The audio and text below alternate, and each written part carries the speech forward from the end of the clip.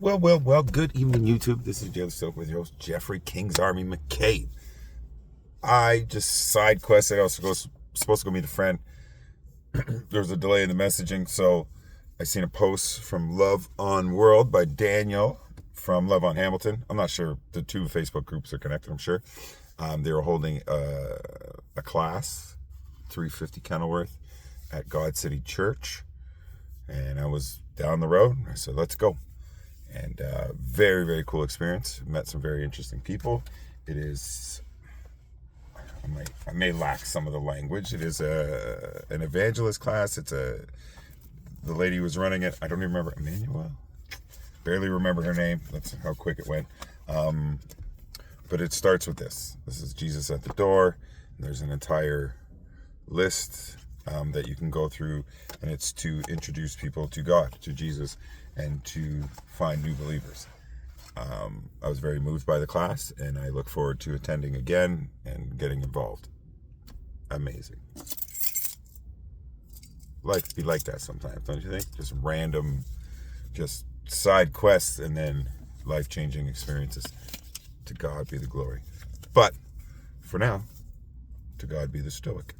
As always, we're reading the Daily Stoic, 366 meditations on wisdom, perseverance, and the art of living.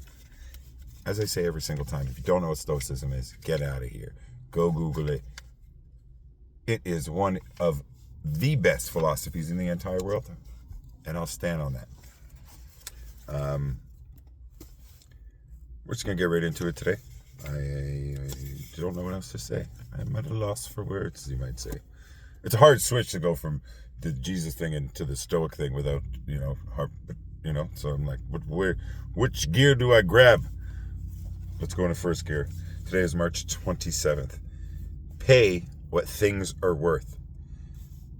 Diogenes of Sinope said, we all sell things of great value for things of very little, and vice versa.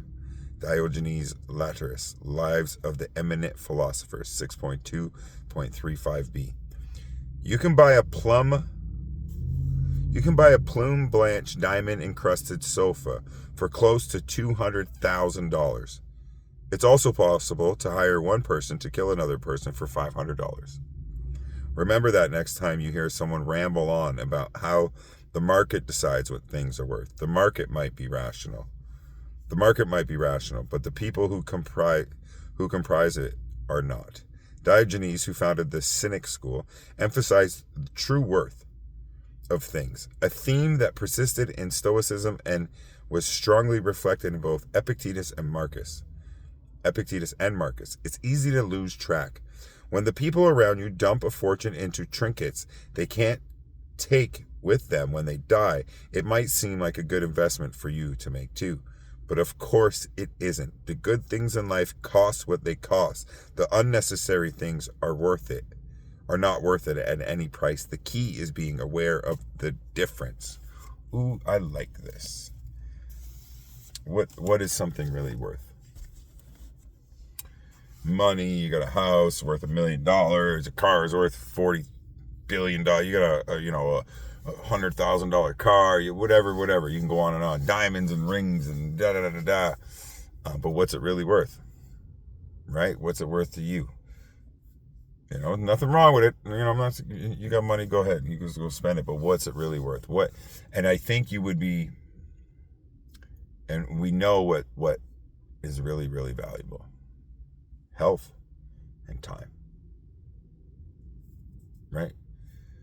And until you're sick, you don't really realize how important your health is, right? Until you have something like crippling, or that you can't breathe, or you can't walk. I had a back injury. I think the worst thing I ever went through physically, I guess, or sick-wise, thus far, was my back injury. My goodness, man, I was crooked. I couldn't walk more than 10 feet. I could barely sleep. I could barely sit. I could sit, but I have to prop my leg up. It was so bad, and it's something you take for granted, right? Like the ability to walk. I just remember it was a blessing in disguise, because I did get to spend, so it was when my youngest, Wyatt, was born. He's 8 now. I spent pretty much the first year of my life with him. I was at home with this back injury. And looking back now, those are times that fathers, especially, providers, don't usually get to spend that much time with their baby. Not like that. Like I said, I could kind of get on the couch and I would just get the baby. And I got into the habit. I could change his diaper, I could feed him, and I could go, put him in his crib at night or whatever. I did what I could, and I couldn't do much. But I couldn't go to the park. Wasn't doing grocery shopping. I couldn't really do the dishes. I couldn't stand up to do the dishes and stuff like that. And it weighed on me heavy. The pain was so much that I never got to a point where I was like, well, I'm just, I was still trying to be the happiest version of me, but it was difficult. And it wasn't until my back crooked up that you're like, oh, how, if I could just walk. But then you start walking again and you're like, whatever, right? Think about it. So what is really valuable? To remember gratitude, be thankful for your health, whatever you have, what you have left of it, whatever you're going through, right? You don't know what you got till it's gone. And that is a great lesson from the Stoics today. What is it really worth? What is it of value?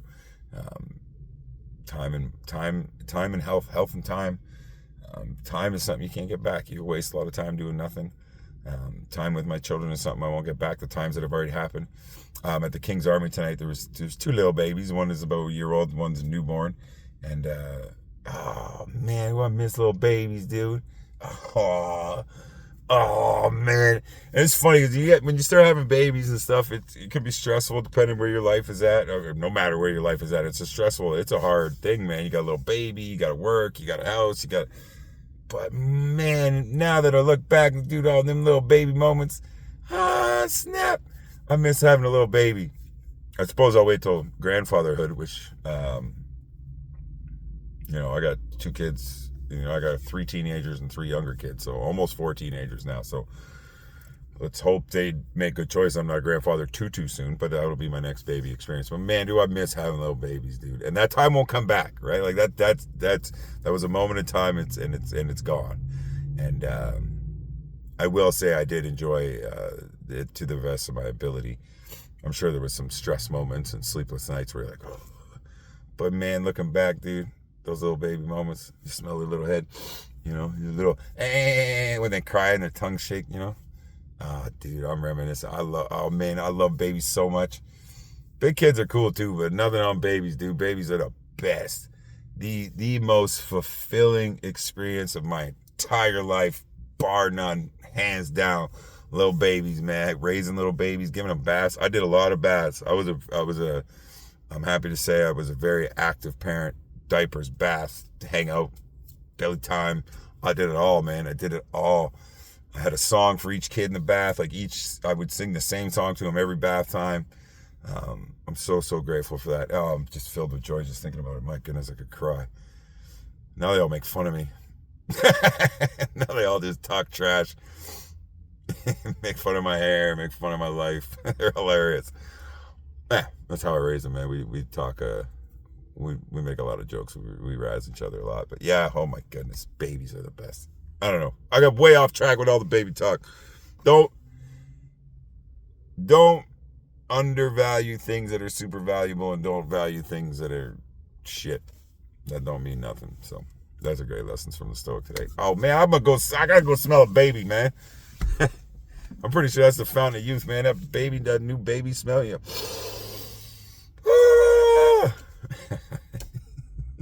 I love you guys. Peace.